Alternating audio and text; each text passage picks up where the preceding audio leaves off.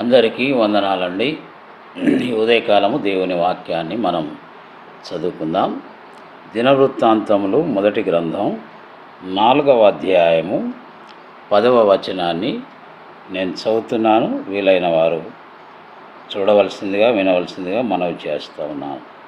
యబ్బేజు ఇశ్రాయేలీయుల దేవుని వచ్చి మొర్రపెట్టి, నీవు నన్ను నిశ్చయము ఆశీర్వదించి నా సరిహద్దును విశాలపరిచి నీ చెయ్యి నాకు తోడుగా ఉండ దయచేసి నాకు కీడు రాకుండా దానిలో నుండి నన్ను తప్పించుము అని ప్రార్థింపగా దేవుడు అతడు మనవి చేసిన దానిని అతనికి దయచేసెను. ఒక అద్భుతమైనటువంటి ప్రార్థన భక్తుడైన యబ్బేజు దేవుని సన్నిధిలో చేసినట్లుగా మనము చూస్తున్నాం.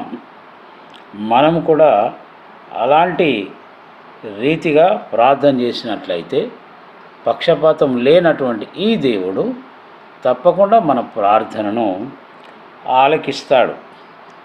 ఎందుకంటే ఇది దేవునికి నచ్చినటువంటి ఒక ప్రార్థనగా మనము చూస్తూ ఉన్నాం. ఒక 3-4 విషయాలు ఇందులో మనం గమనించవచ్చు. ఒకటి, యబ్బేజు చేస్తున్న ప్రార్థనలో నీవు నన్ను నిశ్చయముగా ఆశీర్వదించాలి అంటున్నాడు. రెండవది, నా సరిహద్దును విశాలపరచాలి. మూడవది, నీ చెయ్యి నాకు తోడుగా ఉంచాలి. నాలుగవది, నాకు కీడు రాకుండా దానిలో నుండి నన్ను తప్పించుము. ఎంత అద్భుతమైన ప్రార్థన ప్రియులారా, ప్రియ సోదరి సోదరుడా. అవసరమైతే ఇది కంఠస్థం చేసుకొని మనం కూడా మన దైనందిన జీవితంలో ఇలాగ మనం ప్రార్థన చేసినట్లయితే తప్పకుండా దేవుడు మన ప్రార్థన కూడా ఆలకిస్తాడు. ఆయన మన సరిహద్దులను విశాలపరుస్తాడు. ఆయన చెయ్యి మనకు తోడుగా ఉంచి కాపాడి ఆదుకుంటాడు. కీడు రాకుండా మనల్ని తప్పిస్తాడని జ్ఞాపకం ఉంచుకుందాం. యబ్బేజు లాంటి ప్రార్థన జీవితాన్ని మనము కలిగి కొనసాగించడానికి పరిశుద్ధాత్మ దేవుడు మనందరికీ సహాయము చేయునుగాక.